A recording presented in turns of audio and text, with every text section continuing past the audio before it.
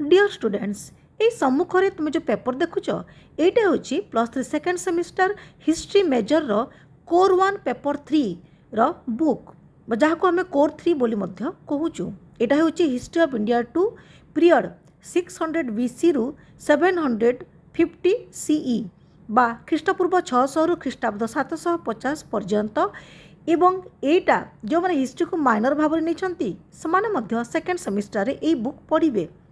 तो ये बुक रु देख ये तुम सिलेबस दि जाइए सिलेबस देखने एठार 4 गोटी यूनिट्स रही एवं आउ आग को तुम एग्जाम आसूची सेकेंड सेमिस्टर एग्जाम सबू यूनिवर्सिटी एग्जाम बाकी रही सेकेंड सेमिस्टर अति शीघ्र हेबो एवं सेतिपाई ए सिलेबस भितर तुम आज केतेक क्वेश्चंस उभय लॉन्ग क्वेश्चन एवं 5 मार्किया क्वेश्चंस मु सिलेक्शन कर दूची जोटा कि आगामी एग्जाम रे आसीबार पूरा चांस रही।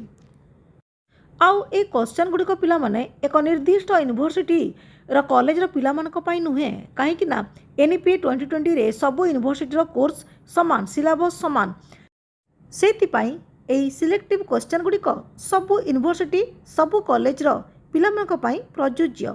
तो डेरी न करी आमे आरंभ करिबा। Question number 1 right an essay on the emergence of 16 महाजनपदस in ancient India प्राचीन भारत में 16 महाजनपदर उदय संबंध रे एक प्रबंध लेख। Question number 2 write down about the major principles of Buddhism Gautam बुद्धंकर मुख्य उपदेश गुड़िक कौन थिला वर्णना कर। Question number 3 discuss briefly the major principles of Jainism Jain धर्मर मुख्य नीतिबाणी गुड़िक आलोचना कर। Question number 4 explain in details about the concept of social stratification सामाजिक स्तर विन्यास धारणा संबंध रे एक विवरणी प्रदान कर। पिला माने ए क्वेश्चन रो प्राय तुम समस्ते कह जे मैम आंसर मध्य कहंतु सब क्वेश्चन रो आंसर एटी देबा संभव नुहे से तुमको मु कहबी जे मोर वीडियोस गुड़िक देख ये सबू चैप्टर्स वीडियो मु छाड़ी सारी आउ तार लिंक मध्य तार जो प्लेलिस्ट लिंक मध्य मु डिस्क्रिप्शन बॉक्स दे देबी। तो पिला माने सबू वीडियो देखिबो तुम सबू क्वेश्चन रो आंसर पाई जिवो। तापर जिबा हमें क्वेश्चन नंबर 5 को ख्रीष्टपूर्व 261 261 BC रे संगठित कलिंग युद्धर कारण और फलाफल विषय संक्षेप लेख। Write briefly about the causes and result of Kalinga war of 261 BC। Question number 6 throw light on the administrative system of the Mauryas मौर्य मानकर शासन पद्धति उपरे आलोकपात कर।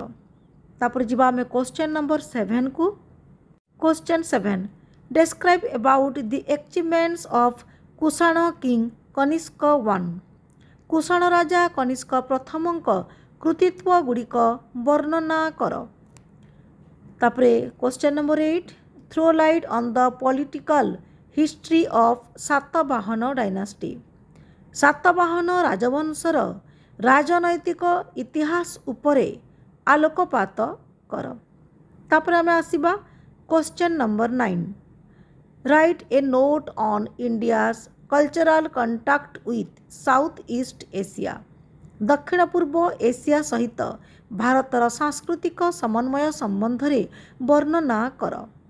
तापरे क्वेश्चन नंबर 10 गुप्त युग को भारत इतिहास सुवर्ण युग बोली काहेकि कहा जाए गुप्त युग रे साहित्य और विज्ञान क्षेत्र रे किभली और कौन कौन अग्रगति घटितिला वर्णना कर।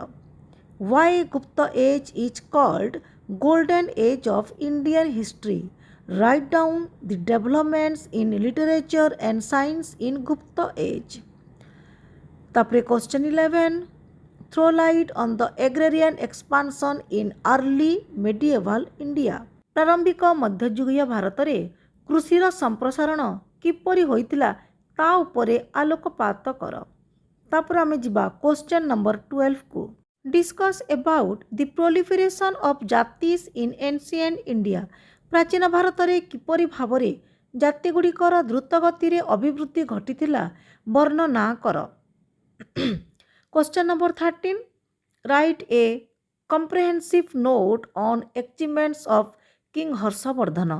सम्राट हर्षवर्धनଙ୍କର କୃତିତ୍ୱଗୁଡ଼ିକ ବିଷୟରେ ବିଶଦ ବିବରଣୀ ପ୍ରଦାନ କର। ତାପରେ last question, long question last question, question number 14. Write a note on important trade centers of ancient India.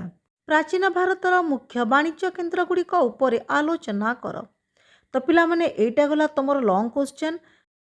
ଏବେ ଆମେ 5 ମାର୍କସ୍ କ୍ୱେଶ୍ଚନ୍ ଉପରେ ଆମେ ଆଲୋକପାତ କରିବା।